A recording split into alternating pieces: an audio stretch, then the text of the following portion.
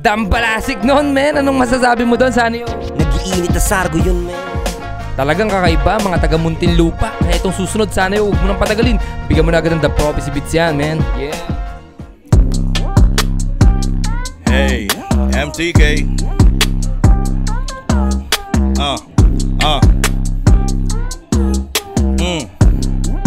John 1.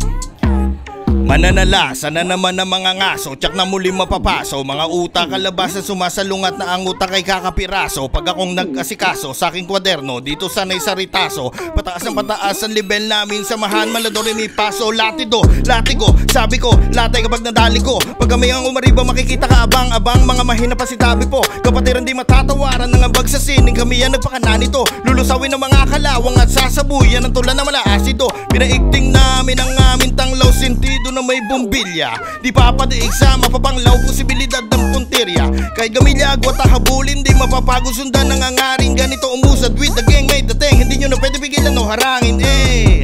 Yeah, ang lupit nun, tol. Baka may gusto ko i-promote o i-shoutout. Yo, tunog na Muntinlupa at MTK, what's up? Maraming salamat, tol. At yun, maghahanap pa tayo ng mga rapper na pwede mag-speed sa dala-dala natin beat, man. Yeah. Yeah, big shoutout nga pala sa RGWin777.